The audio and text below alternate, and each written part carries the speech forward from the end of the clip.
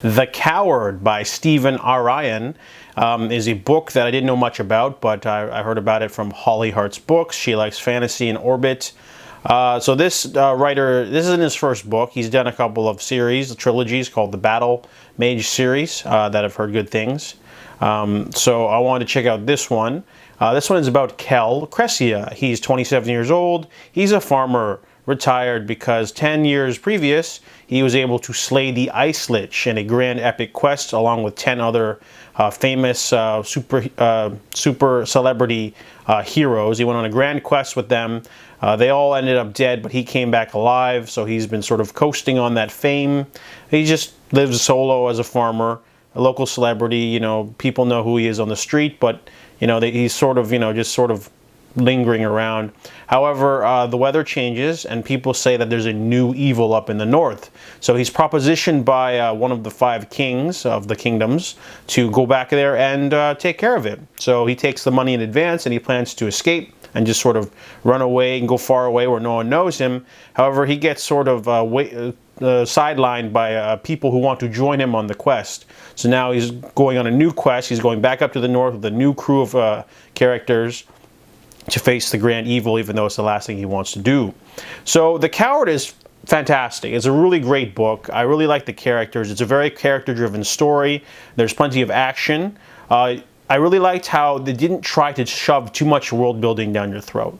There's just enough to sort of get you in the sort of to give you to paint a picture, but it doesn't go too far into like how the system works or anything like that. They just give you a brief outline of the 5 kingdoms, maybe a little bit about the food, but it's mostly a character-driven story and a quest fantasy story. It's more so on the low fantasy because it's just mostly people with swords. You know, you have like if you're getting a party, you'd have like a thief, you'd have like a a sword thrower, you'd have your brawlers.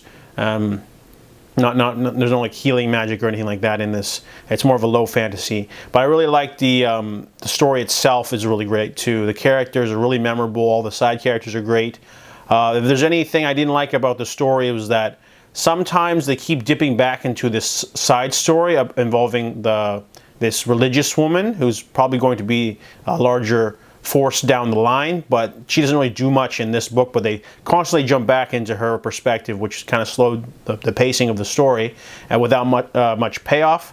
Also, I didn't like the pacing for the end of the book. There's just too much action.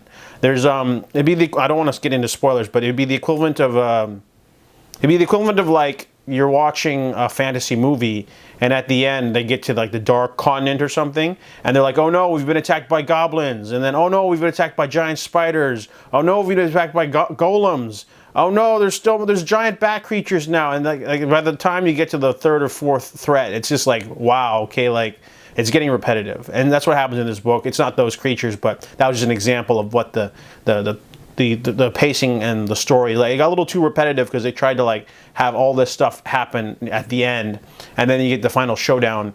So overall, it does give you a nice satisfying end, but it also gives you a little bit it leaves you a little bit wanting more because this is book 1 of the Quest for Heroes series.